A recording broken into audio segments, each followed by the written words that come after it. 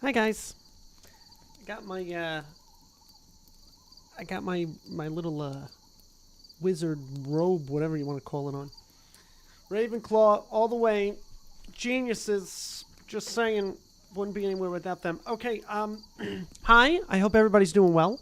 I hope everyone is Habit's here, Mito's here. Mito, did you grab your book? Just curious.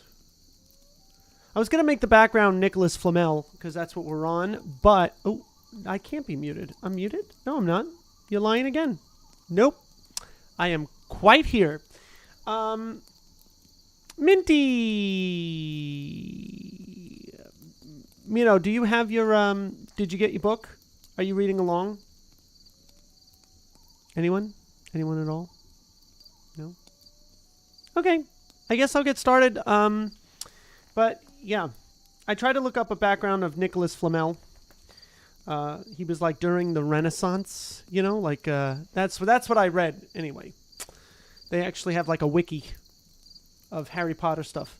But so chapter 12, The Mirror of Arised. I hope I'm like pronouncing that right. I know it's Desire backwards. Harry, Hermione, and Ron, they searched the library in the restricted section for a person named Flamel. They didn't have any luck. Harry is given, by someone remaining anonymous, an invisible cloak. There needs to be a comma here and a comma there. An invisibility cloak. Harry, wearing said... Oh, what is this extra space? What did I do last week? Wearing said cloak, finds a mirror that shows the viewer their heart, their deepest desire. What a gorgeous idea about the mirror. That it doesn't show the future or anything like that. It just shows... It was really, really heartfelt. I thought it was very well done. And the bonding that happened between Dumbledore and Harry was really cool, too. I mean, he was the one that gave... We find out later that he's the one that gave Harry the invisibility cloak. So I think... Harry sees family, returns twice. Dumble sits with Harry, gently requesting no longer view the mirror, as it is useless, providing no knowledge or truth. Okay, so now we're on chapter 13. That being said, we're going to learn a little bit more about Nicolas Flamel, and I'm finally saying it right thanks to, what's-his-face, Dylan, who threw a fit. Yeah, I could barely hear you. I'm playing a game. Oh, my book is what you said. Yeah, Mito. Wow. Mito, terrible. Oh, and we have art. Let's look at art real quick. Let's look at art. This is from Miro. It's colored. It's colored in. Remember the last one? She looks sad. This is a she, right? She looks sad. I don't know.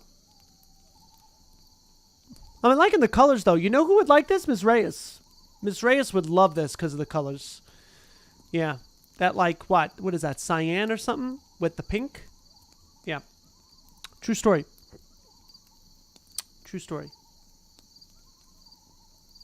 What? She help. Oh, okay. I don't know when you make characters. For all I know, this character is a centaur too. No, I have to read. We can't do this. I can't pay attention to the chat. You guys distract me. And then you know what's going to happen? You're going to have like a 5-minute friggin' ad. All right. I'm Xing out of that. You're welcome. Hopefully the fire and the loon calls aren't too much. Okay. All right. I'm going to start reading. It's about 13 pages. It shouldn't be too long. So, wait, no. Why no? Am I not starting to read yet? That's what tonight is for, is reading, not... Wow.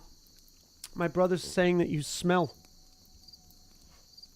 Yeah, well, I gotta read. So, here we go. Chapter 13. Dumbledore had convinced Harry not to go looking for the Mirror of Arised again, and for the rest of the Christmas holidays, the invisibility cloak stayed folded at the bottom of his trunk. My God. He's quite noble, because if I had an invisibility cloak, man, I don't know. All I'm saying is, bank vaults will be missing some stuff. Harry wished he could forget what he'd seen in the mirror as easily, but he couldn't. He started having nightmares. Over and over again, he dreamed about his parents disappearing in a flash of green light while a high voice cackled with laughter. You see, Dumbledore was right. That mirror could drive you mad, said Ron, when Harry told them about these dreams. Hermione, who came back the day before term started, took a different view of things. She was torn between horror at the idea of Harry being out of bed, roaming to school 3 nights in a row. If Filch had caught you, and disappointment that he hadn't at least found out who Nicolas Flamel was. They had almost given up hope of ever finding Flamel in a library book, even though Harry was still sure he'd read the names. He read the name somewhere. I wonder where he did read the name. This is interesting, because that keeps getting repeated that he's seen the name before. So once term had started, they were back to skimming through books for 10 minutes during their breaks. Harry had even less time than the other two, because Quidditch practice had started again. Wood was working the team harder than ever. Even the endless rain that had replaced the snow couldn't dampen his spirits. The Weasleys complained that Wood was becoming a fanatic, but Harry was on Wood's side. If they won their next match against Hufflepuff, they would overtake Slytherin in the House Championship for the first time in 7 years. Quite apart from wanting to win, Harry found that he had fewer nightmares when he was tired out after training. Okay, so the more tired he got, less nightmares he got because he was just so exhausted. Then, during one particularly wet and muddy practice session, Wood gave the team a bit of bad news. He just got very angry with the Weasleys, who kept dive-bombing each other and pretending to fall off their brooms. "Will you stop messing around?" he yelled. "That's exactly the sort of thing that'll lose us the match. Snape's refereeing this time, and he'll be looking for any excuse to knock points off Gryffindor." George Weasley really did fall off his broom at these words. "Snape's refereeing?" he spluttered through a mouthful of mud. "When's he ever refereed a Quidditch match? He's not going to be fair if we might overtake Slytherin." Yeah, I think that's kind of that's not good. I don't like that. Why would they do that? Why would they allow, two teams, even if it was Gryffindor? Why would they allow the head teacher, head man, whatever they're called, to referee? That's like, okay, that's weird. I'm trying to think of the phrase. Anyway, Snape's referee, blah blah blah blah blah. The rest of the team landed next to George to complain too. "It's not my fault," said Wood. "We've just got to make sure we play a clean game, so Snape hasn't got any excuse to pick on us." Oh, Kai, so cute. The chat just said Kai is cuddling. It's an animal with habit and listening to me read. Which was all very well, thought Harry, but he had another reason for not wanting Snape near him while he was playing Quidditch. The rest of the team hung back to talk. Remember that Harry was having problems the last game, and people are suspecting that it was Snape.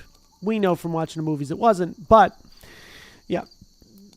Okay, the rest of the team hung back to talk to each other as usual at the end of practice, but Harry headed straight back to the Gryffindor common room, where he found Ron and Hermione playing chess.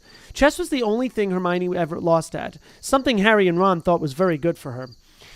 Don't talk to me for a moment," said Ron when Harry sat down next to him. "I need to concentrate." He caught sight of Harry's face. "What's the matter with you? You look terrible." Speaking quietly so no one else would hear, Harry told the other two about Snape's sudden, sinister desire to be a Quidditch referee. "Don't play," said Hermione at once. "Say you're ill," said Ron. "Pretend to break your leg," Hermione suggested. "Really? Break your leg?" said Ron. "I can't," said Harry. "There isn't a reserve seeker. If I back out, Gryffindor can't play at all." At that moment, Neville toppled into the common room. How he had managed to climb through the portrait hole was anyone's guess, because his legs had been stuck together with what they recognized at once as the leg locker curse. He must have had a bunny hop all the way up to Gryffindor Tower. Everyone fell about laughing except Hermione, who leaped up and performed the counter curse. Neville's legs sprang apart. I'm going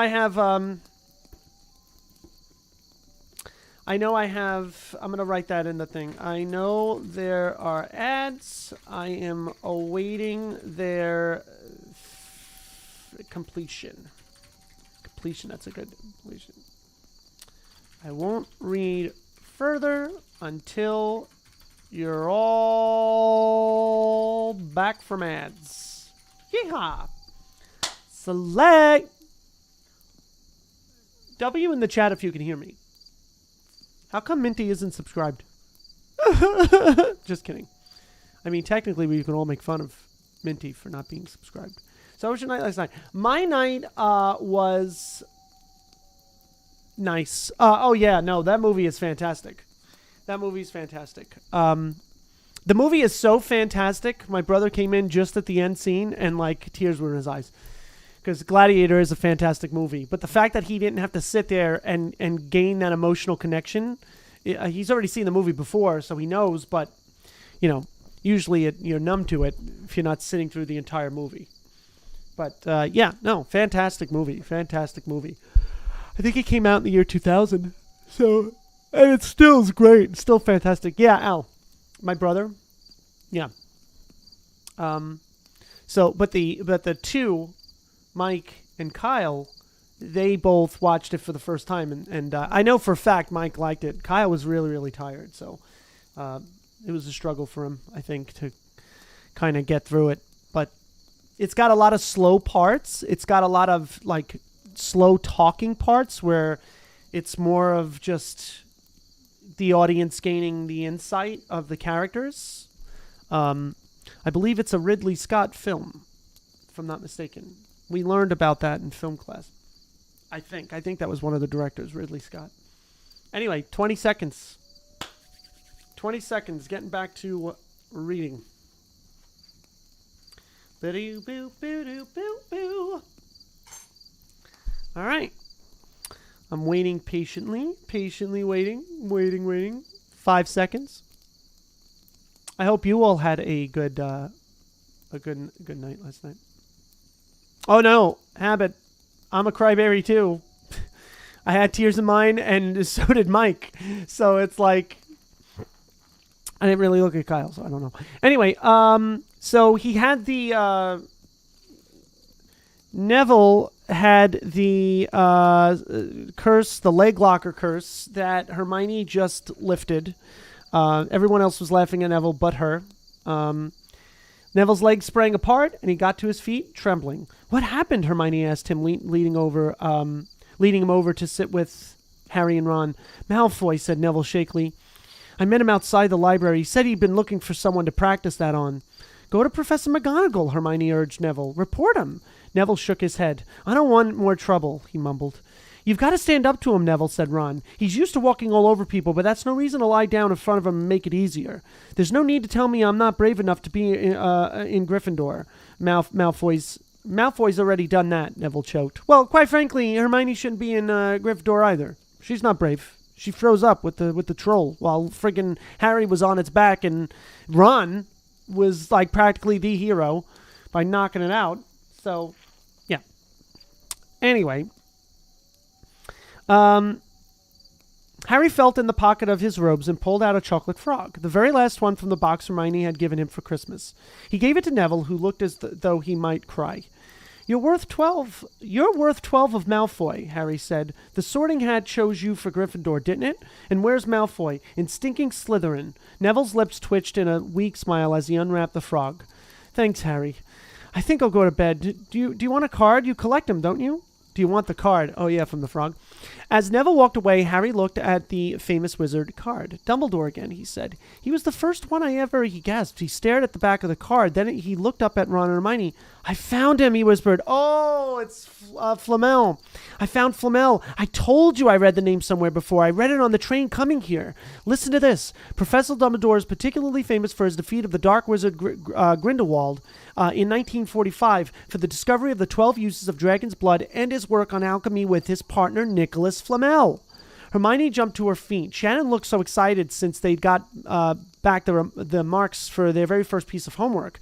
Stay there, she said. I don't know why I went into the... I want to get into the accent so badly, so it'll come out, and then I just make a fool of myself. Stay there, she said, and she sprinted up the stairs to the girls' dormitories. Harry and Ron barely had time to exchange mystified looks before she was dashing back, an enormous old book in her arms. I never thought to look here, she whispered excitedly. I got this out of the library weeks ago for a bit of light reading. Light? Said Ron, but Hermione told him to be quiet until she'd looked something up, and started flicking frantically through the pages, muttering to herself. At last she found what she was looking for. I knew it! I knew it! Are we allowed to speak yet? Said Ron grumpily. Hermione ignored him. Nicolas Flamel, she whispered dramatically, is the only known maker of the Philosopher's Stone. This didn't have quite the effect she'd expected. The what? Said Harry and Ron. Oh, honestly, don't you two read? Look, read that, there. She pushed the book towards them, and Harry and Ron read. Okay, this is what they're reading. Ready? The ancient study of alchemy is concerned with making the Philosopher's Stone, a legendary substance with astonishing powers. The stone will transform any metal into pure gold. It also produces the elixir of life, which will make the drinker immortal. Ooh. There have been many reports of the Philosopher's Stone over the centuries, but the only stone currently in existence belongs to Mr. Nicolas Flamel, the noted alchemist and opera lover. Mr. Flamel, who celebrated his 665th birthday last year, enjoys a quiet life in Devon with his wife, Perenelle, 658. Wow. Huh. Okay. See, said Hermione, when Harry and Ron had finished, the dog must be guarding Flamel's Philosopher's Stone. I bet he asked Dumbledore to keep it safe for him because they're friends and he knew someone was after it. That's why he wanted the stone moved out of Gringotts. A stone that makes gold and stops you ever dying? Said Harry. No wonder Snape's after it. Anyone would want it. And no wonder we couldn't find Flamel in the study of recent developments in wizardry, said Ron. He's not exactly recent if he's 665, is he? Next morning, in defense against the dark arts, while copying down different ways of treating werewolf bites, Harry and Ron were still discussing what they'd do with the Philosopher's Stone if they had one. It wasn't until Ron said he'd buy his own Quidditch team. It wasn't until Ron said he'd buy his own Quidditch team that Harry remembered about Snape and the coming match. What? Right, yeah, whatever. I'm going to play, he said. He told Ron and Hermione. If I don't, all the Slytherins will think I'm just too scared to face Snape. I'll show them. It'll really wipe the smiles off their faces if we win. Just as long as we're not wiping you off the pitch, said Hermione. As the match drew nearer, however, Harry became more and more nervous. Whatever he told Ron and Hermione. The rest of the team weren't too calm either. The idea of overtaking Slytherin in the house championship was wonderful. No one had done it for nearly 7 years. But would they be allowed to with such biased referee? It's so true. Harry didn't know whether he was imagining it or not, but he seemed to keep running into Snape wherever he went. At times he even wondered whether Snape was following him, trying to catch him on his own. Potions lessons were turning into a sort of weekly torture. Snape was so horrible to Harry.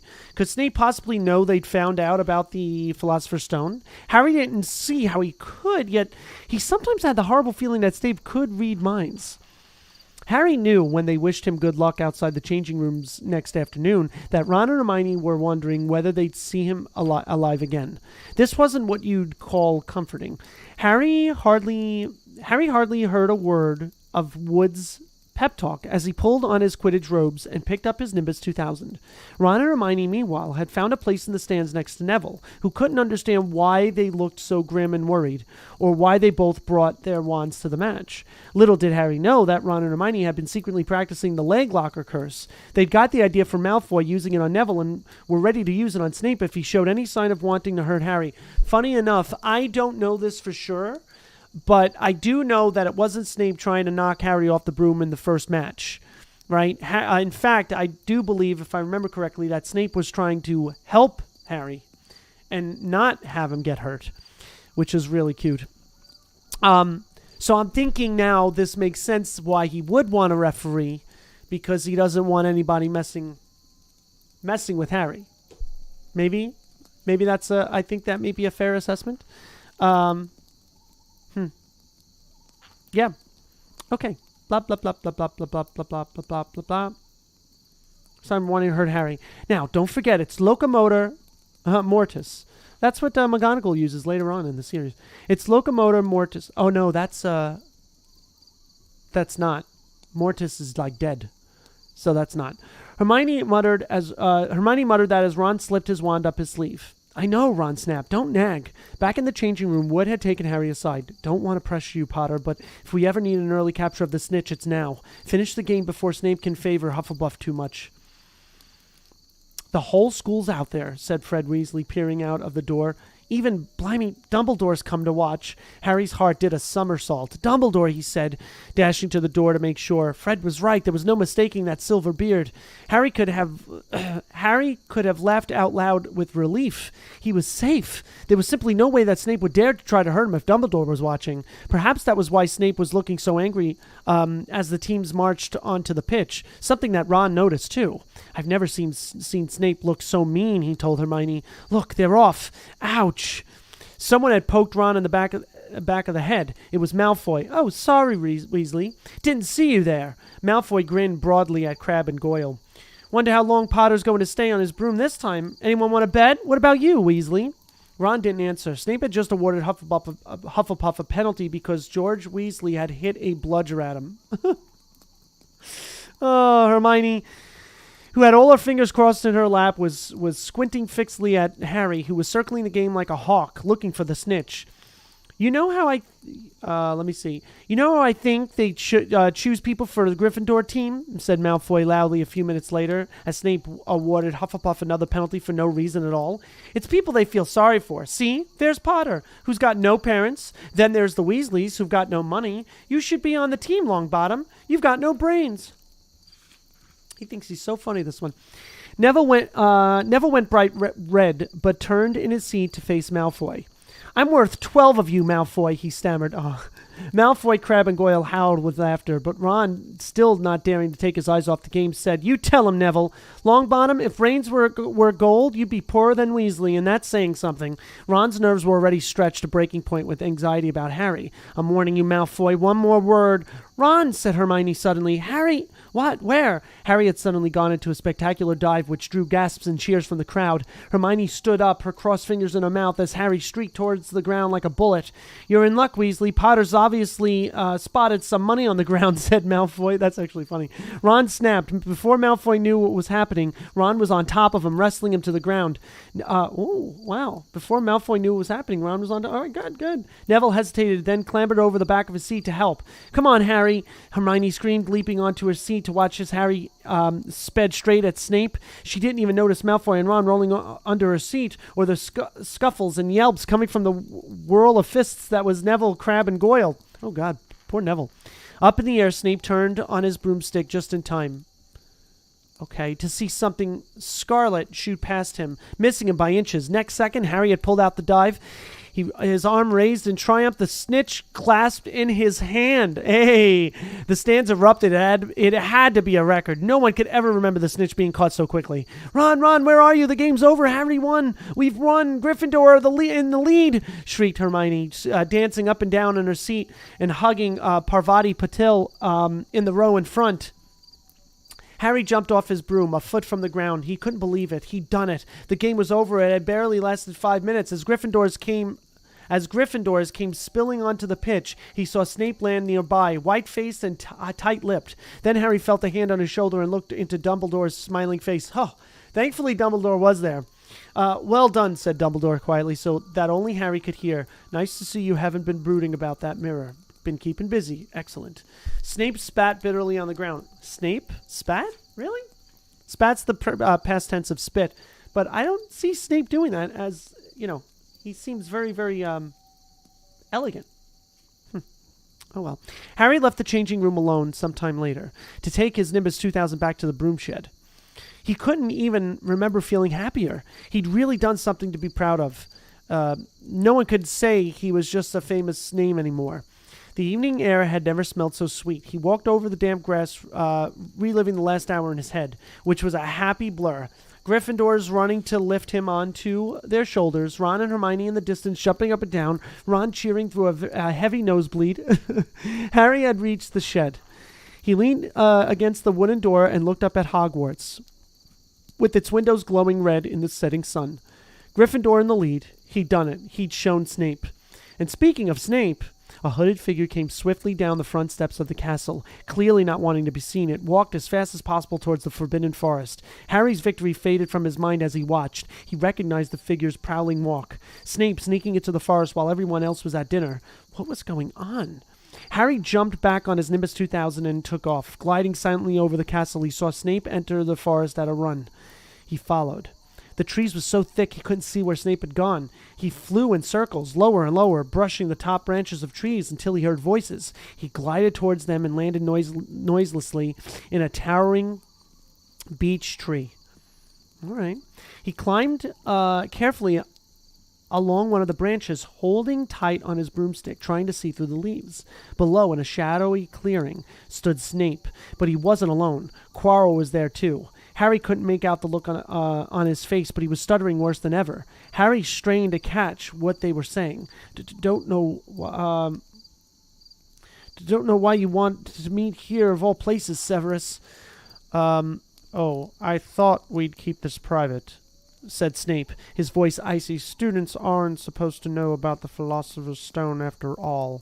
Harry leaned forward. Quirrell was mumbling something. Snape interrupted him. Have you found out how to get past the Beast of Hagrid's yet? But Severus, You don't want me as your enemy, Quirrell, said Snape, taking a step towards him. I don't know what you... You know perfectly what I mean. I don't do it very well, but I do like his voice. I miss Alan Rickman so much. An owl hooted loudly, and Harry nearly fell out of the tree. He steadied himself in time to hear Snape say, "Your little bit of hocus pocus. I'm waiting."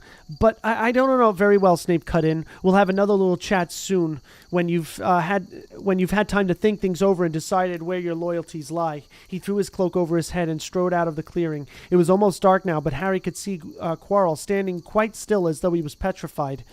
Harry, where have you been? Hermione squeaked. We won. You won. We won, shouted Ron, thumping Harry on the back. Okay, let me do this again. We won. You won. We won, shouted Ron, thumping Harry on the back. And I gave Malfoy a black eye, and Neville tried to take on Crabbe and Goyle single-handed. He's still out cold, but Madame Pomfrey says he'll be all right. Talk about showing Slytherin. Everyone's waiting for you in the common room. We're having a party. Fred and George stole some cakes and stuff from the kitchens. Never mind that now, said Harry breathlessly. Let's find an empty room. You wait till you hear this. He made sure Peeves wasn't inside before shutting the door behind them. Then he told them what he'd seen and heard. So we were right. It is the Philosopher's Stone, and Snape's trying to force Quirrell to help him get it. He asked if he knew how to get past Fluffy, and he said something about Quirrell's hocus pocus. I reckon there are other things guarding the stone apart from Fluffy. Loads of enchantments, probably, and Quirrell would have... Let me start that over. I reckon there are other things guarding the stone apart from Fluffy. Loads of enchantments probably, and Quirrell would have done some anti-dark arts spell which Snape needs to break through. So you mean the stone's only safe as long as Quirrell stands up to Snape? Said Hermione in alarm. It'll be gone by next Tuesday, said Ron. Man, we're on chapter 14 already. Look at that. Look at that. We just got that little to go.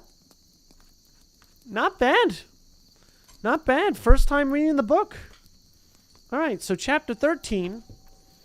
Let's write down what happened, huh?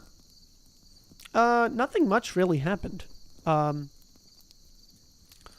Another Q match. What's his face? Snape refereeing. Okay. Dumble was watching the match. Calmed. What's his face? Harry. Harry catches Snitch. Griff wins. Okay. Harry catches Snape. Snape's rendezvous. There you go. Harry catches Snape's rendezvous with Quirrell. I hate that name. I think I'm spelling that right. With Quirrell. Harry suspects he wants what's possibly the Phil Stone that Fluffy is guarding. Okay. I think we're good. I think we're good. Not bad. Okay. All right. Not bad. Not bad. I would say that's it. It only took 34 minutes to read that particular chapter. How long is the next chapter, though? It's about the same size. It's about the same size. And how many chapters are in this book? Okay. They have like a little quiz at the end with questions. That's a big last chapter. Chapter 17. So not bad. We're on chapter 14, so 14, 15, 16, 17. Four chapters to go. Not bad at all. It was a pleasure. Should I play a game? I don't know if I should play a game. Hi, babes.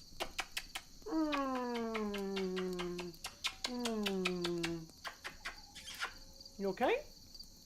I love him. I love my baby boy. Would you guys want me to continue streaming? I'm not sure. Is anybody listening? Do you guys just turn me on and then mute me? Okay, so here's what I'm going to do. I'm going to end this stream just so it's its separate stream. And then I'll be back. Give me 10 to 20 minutes. Give me about 10 to 20 minutes, but I'll be back. Check, though. Because if you don't check, I don't know if you're going to get a notification. I think notifications only go out every 4 hours if I stream. So I'd have to wait 4 hours before you would be able to get. I don't know, but we could test that out. But I'll be back 10 to 20 minutes. I'm just gonna walk Little Atlas, and then take this off, and then prepare. But I'll be back. Okay, I'll be back.